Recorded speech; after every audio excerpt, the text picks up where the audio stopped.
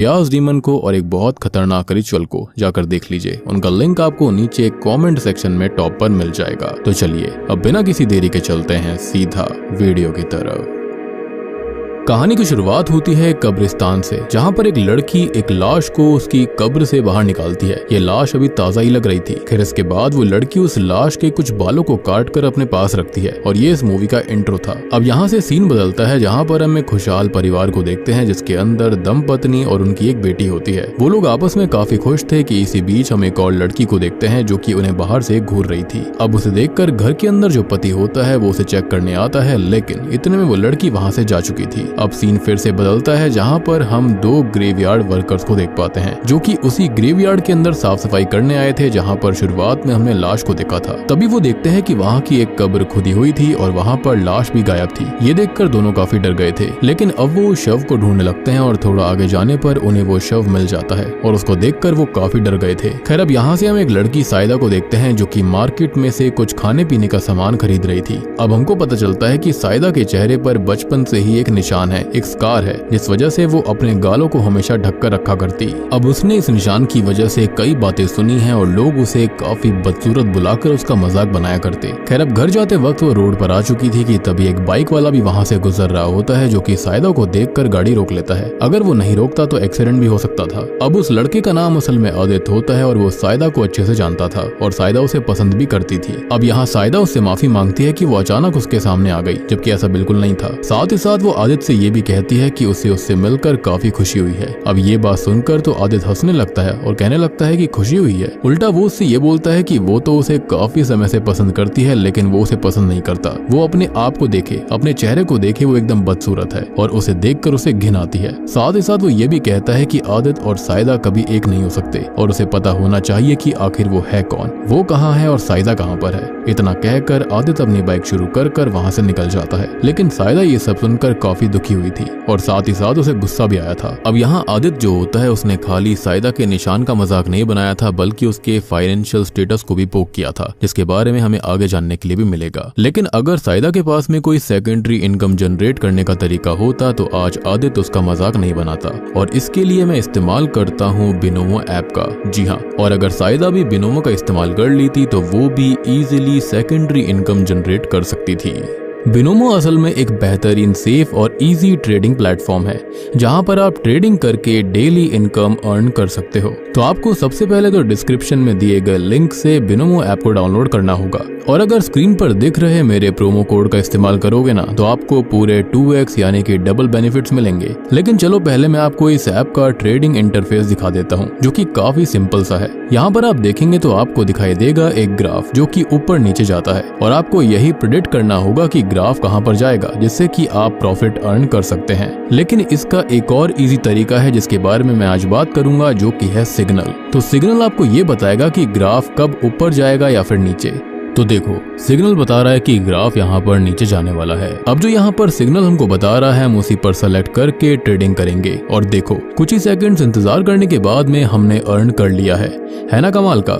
लेकिन इससे भी अच्छा और आसान है बिनोमो का विड्रॉल प्रोसेस। बस एक क्लिक करने पर पैसा सीधा आपके अकाउंट में आ जाएगा, जो कि बहुत ही अच्छी बात है। तो मजा आया ना दोस्तों? तो जल्दी से जाकर डिस्क्रिप्शन से बिनोमो ऐप को डाउनलोड करो, मेरा प्रोमो कोड इस्तेमाल करो जो कि स्क्रीन पर दिख रहा होगा एक्स्ट्रा बेनिफिट्स के लिए। और हाँ, यहाँ पर एक टूर्नामेंट भी चल रहा है, और अगर इस टूर्नामेंट के अंदर आप पार्टिसिपेट करते हैं तो आप जीत सकते हैं मर्सिडीज जैसे प्राइजेस। तो इंतजार किस बात का है? Trade now. इसके बाद हम उसकी लड़की को देखते हैं और यहाँ पर हमें उसका नाम पता चलता है, जो कि मायरा था। और हमको ये भी पता चलता है कि असल में मायरा जो है वो साइदा की ही नीस है, और यहाँ पर लोग उसका भी मजाक बनाते हैं क्योंकि साइदा के पूरे परिवार को ही गाँव वाले अजीब मानते हैं। फिर इसके बाद मायरा घर आती है, जहाँ पर उसका वेलकम साइदा ही करती है। यहाँ पर हमको पता चलता है कि मायरा अपने प्यार अर्लो से मिलने गई थी, लेकिन वहाँ जाकर उसको ये पता चला कि वो तो शादीशुदा है। और तब जाकर हमको पता चलता है कि शुरुआत में हमने जिस दंपत्नी को और लड़की को देखा था तो वो कोई और नहीं बल्कि वो अपनी बेटी और वाइफ के साथ अर्लो ही था। अब तभी दूसरी ओर हम गांव के चीफ को देख पाते हैं, जिसने शुरुआत वाली लेडी के शव को दोबारा से दफनवा दिया था। उस लड़की का नाम असल में सरिंतिल था। अब सीन यहाँ से रात में आता है, जहाँ पर हम साइदा को एक शेमन के साथ देख पाते हैं, और यहाँ साइदा एक रिचुअल परफॉर्म करने जा रही थी। तब शेमन कहता है कि इसकी उसे काफी बड़ी कीमत चुकानी पड़ सकती है, लेकिन साइदा ने अपना मन बना लिया था। जिसके बाद वो शेमन उस रिचुअल को परफॉर्म करने लगता है, और रिचुअल पूरा होने के बाद साइदा के फेस का स्कार हमेशा के लिए गायब हो गया था, यानी कि उसने काले जादू का सहारा लिया। यहाँ सायदा काफी खूबसूरत दिखाई दे रही थी और दरअसल जो लड़की हमें फिल्म की शुरुआत में दिखाई दी थी, जिसने कि उस औरत के शव के बाल काटे थे, वो कोई और नहीं बल्कि सायदा ही थी। और उसने ये सारा रिचुअल जो किया था वो इसी चीज के लिए किया था और ये सब चीज उस रिचुअल का ही पार्ट थी। खैर यहाँ पर सायदा अपना फेस शीशे में देखने जाती है और उसे देखकर वो काफी खुश थी। अब अगले दिन हम देखते हैं आदित्य के पिता को ही, जो कि कोई और नहीं बल्कि इस गांव के मुखिया ही थे। वो घर आकर अपनी बीवी से मिलते हैं, जहाँ पर वो काफी चिंता में थे और उसकी चिंता की वजह थी वो शव। तभी उसकी बीवी वहाँ पर आती है और वो भी इस चीज को लेकर परेशान होती है। उनको ये भी पता चल चुका था कि किसी ने उस शव को निकाल कर उसके बाल काटे हैं और ये चीज काले जादू की तरफ इशारा कर रही थी। इसी बीच आदित्य वहाँ आता है जो कि बाहर जा रहा था। तभी उसके माता पिता उसे बाहर जाने से मना करते हैं, ये कहते हुए कि गाँव अभी सुरक्षित नहीं है। और वो उसको उस शव वाली बात भी बताते हैं, जिसको सुनकर आदित्य हंसने लगता है। वो कहने लगता है कि ये जरूर एक प्रैंक किया होगा किसी ने, और इतना कहकर वो वहाँ से निकल जाता है, क्योंकि वो इन बातों पर और अंधविश्वास पर भरोसा नहीं करता था।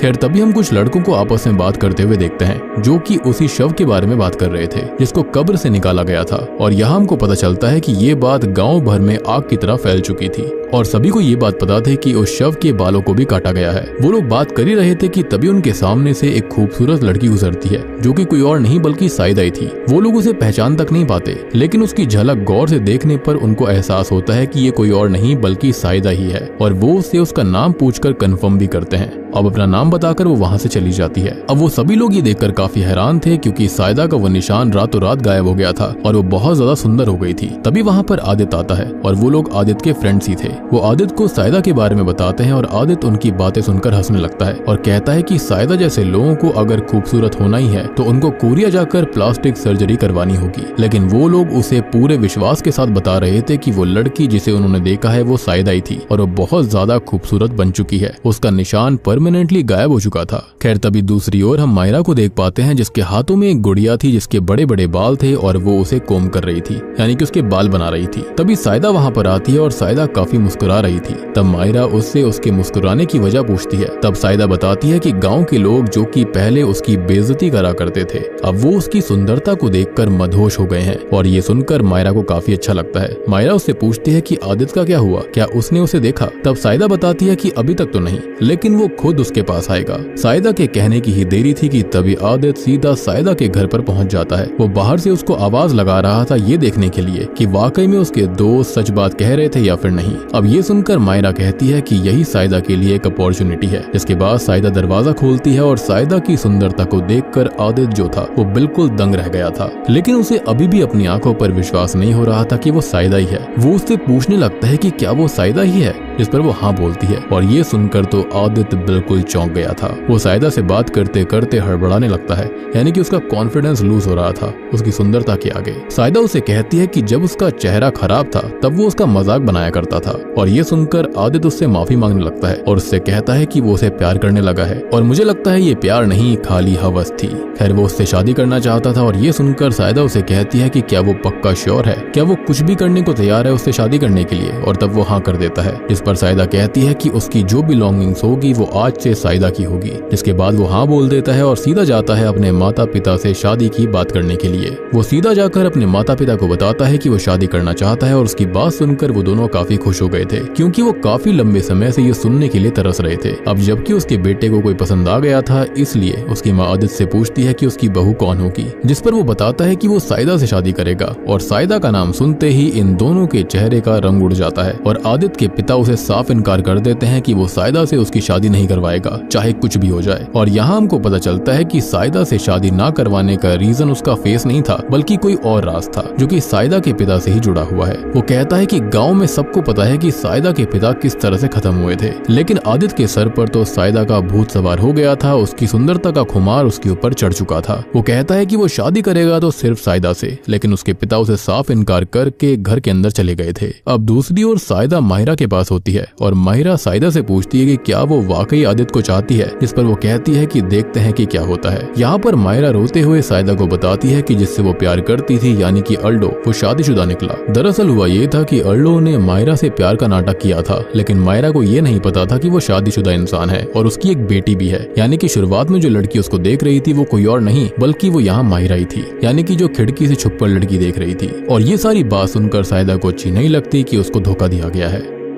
जिसके बाद सीन चेंज होता है जहाँ पर हम आदित्य को ही देख पाते हैं जो कि साइदा के पास पैसे लेकर आया था। वो कहता है कि ये पैसे उनकी शादी के लिए हैं, लेकिन साइदा को वो पैसे कम लग रहे थे। वो कहती है कि ये पैसे काफी नहीं होंगे और अगर वो ज्यादा पैसे नहीं ला सकता तो वो किसी और को देख ले, क्योंकि वो नहीं चाहती कि उसकी शादी एक आम शादी हो। ये सुनकर वो कहने लगता है कि ये पैसे तो सामान लाने के लिए हैं, लेकिन जब कल उनकी शादी होगी तब उससे पहले वो इससे 5 गुना ज्यादा पैसे लाएगा। लेकिन वो इतना ज्यादा पैसा कहाँ से लाने वाला था? दरअसल वो अपनी माँ की सारी ज्वेलरी बेचने वाला था, यानी कि सारे के सारे जेवर बेच देता और साथ ही साथ वो अपने घर के सारे पैसे भी चोरी कर लेता है। वो साइदा के लिए कुछ भी करने के लिए पागल हो चुका था। आदित्य की माँ काफी परेशान हो जाती है क्योंकि उसके जो जेवर थे और पैसे थे वो गायब थे और ये सब वो अपने पति यानी कि मुखिया को बताती है। और तब उसका पति ये कहता है कि ये सब उनके किसी करीबी ने ही किया होगा और उसकी बात बिल्कुल सही थी। खैर इसी बीच वहाँ पर आदित्य आ जाता है और यहाँ पर उसके पिता को आदित्य पर ही शक था, लेकिन आदित्य कहने लगता है कि उसके पास इस चीज का कोई सबूत नहीं है कि ये सब उसने किया है। और इतना कहकर बस दोनों बाप बेटों में बहस होने लगती है। तब आदित्य का पिता उस पर हाथ उठाने लगता है, लेकिन आदित्य की माँ उसको रोक लेती है।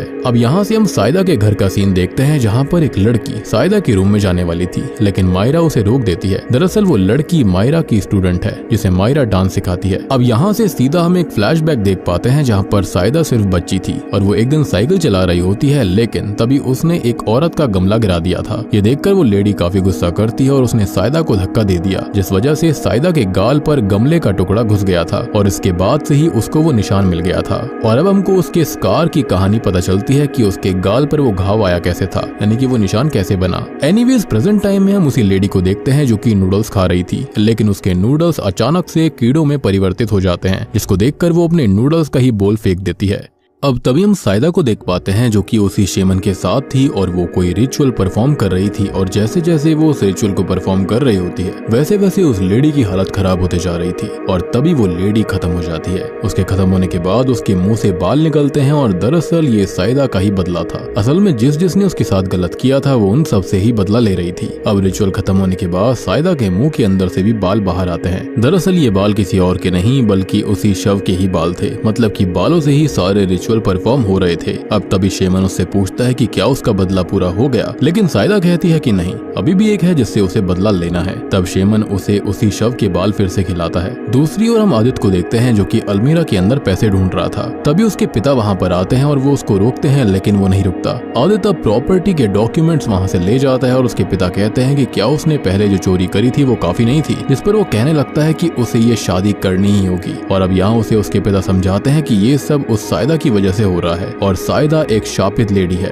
यानी कि उसका ऐसा कहना था, जिसको सुनकर आदित्य अपने पिता पर ही बरस पड़ता है, वो भी काफी ज्यादा खतरनाक तरीके से, जैसे कि यहाँ पर उसका जादू उसके ऊपर चल गया था, यानी कि साइदा का जादू। उसके पिता उसे संभाल रहे थे लेकिन वो उनको ही धक्का दे देता है। लेकिन जैसे ही वो बाहर जाने लगता है उसके शरीर में कुछ दिक्कत होने लगी थी और वो वहीं पर तड़पने लगता है। अब देखते ही देखते वो जमीन पर गिर पड़ा था और उसकी आवाज सुनकर वो 2 ग्रेवयार्ड वर्कर्स वहाँ पर आ गए थे। यहाँ पर आदित्य उन लोगों के सामने ही खत्म हो जाता है और उसके मुंह से वही बाल निकलते हैं। मतलब कि साइदा आदित्य से शादी नहीं करना चाहती थी बल्कि उससे भी बदला लेना चाहती थी। उसे देखकर उसके माँ बाप बहुत रोते हैं, यानी कि जब जब वो बाल खाती है तब वो रिचुअल करती है और जब उसका काम पूरा होता है तो वो बाल उसके मुंह से बाहर आ जाते हैं, यानी कि ये इसी रिचुअल का पार्ट था।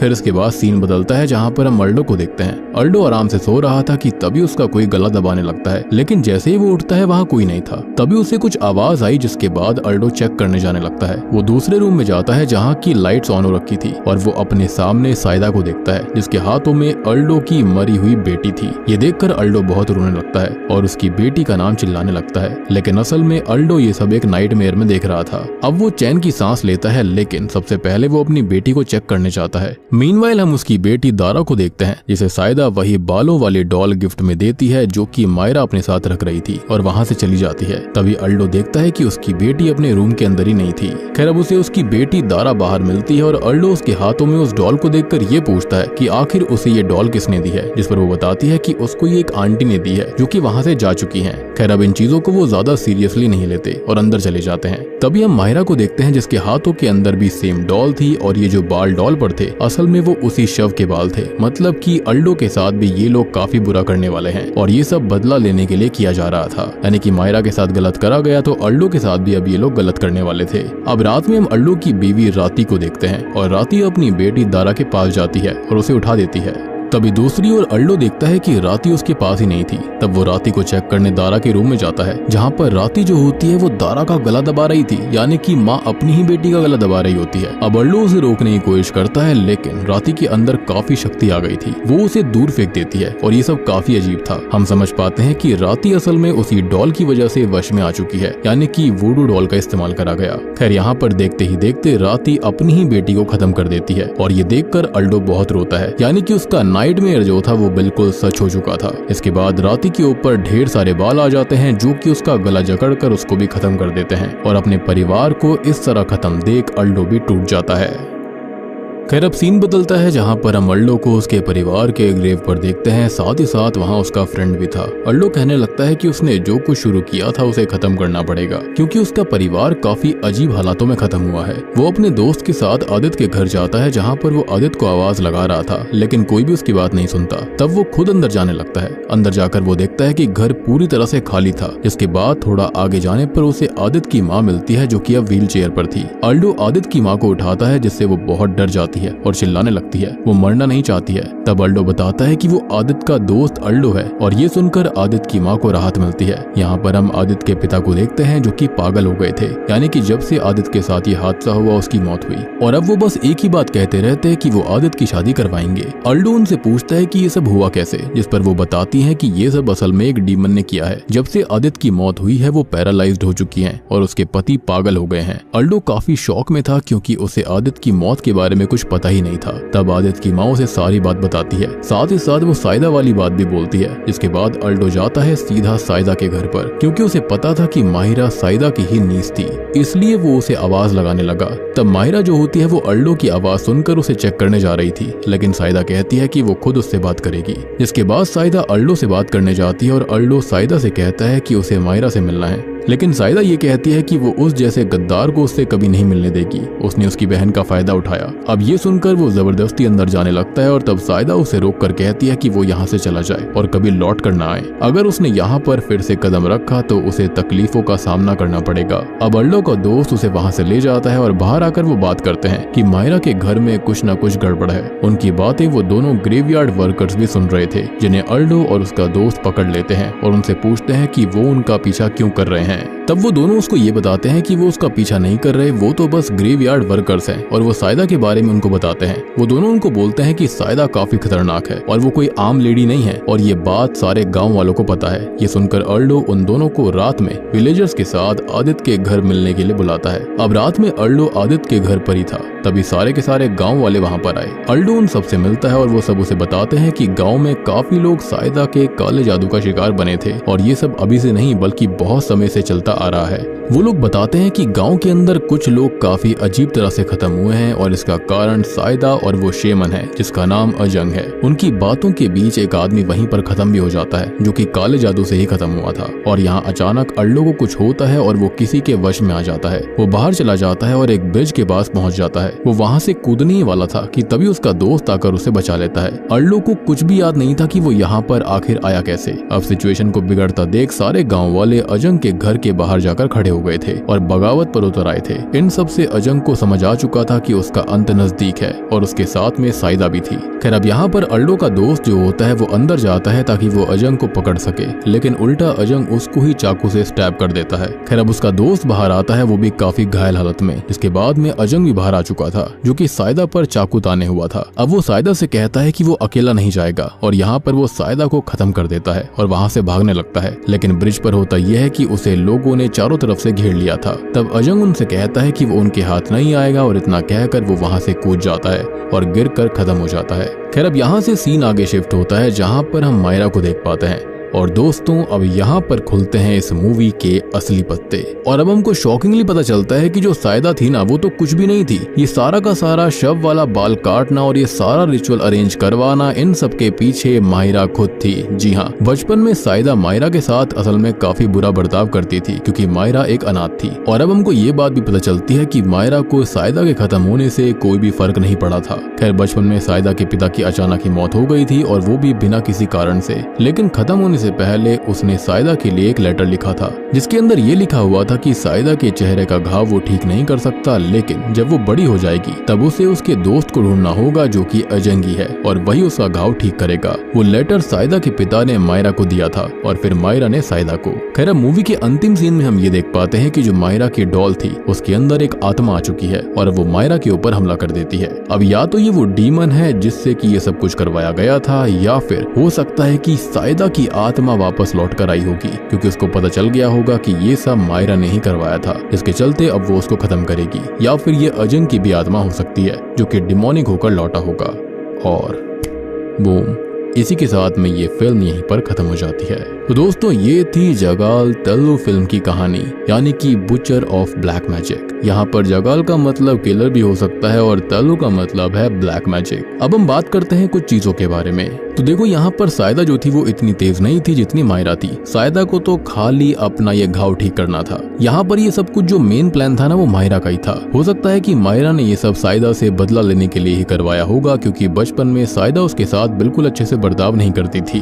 तो हो सकता है कि उसने उसके कंधे पर बंदूक रखकर चलाई थी। बात करें हम काले जादू की तो ये काला जादू उसी शव के बालों से ही पॉसिबल हो पाया था।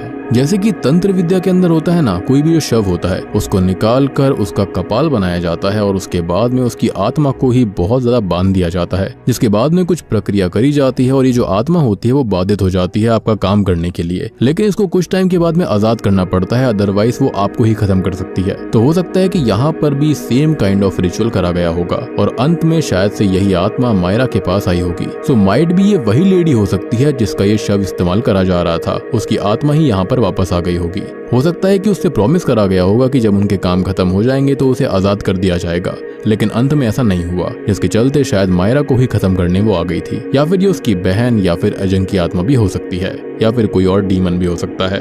इनफैक्ट हमको दिखाया भी गया था कि मायरा उस डॉल के बालों को कोम कर रही थी, तो वो बाल जो थे वो उसी शव के बाल थे जो कि किसी लेडी के ही थे।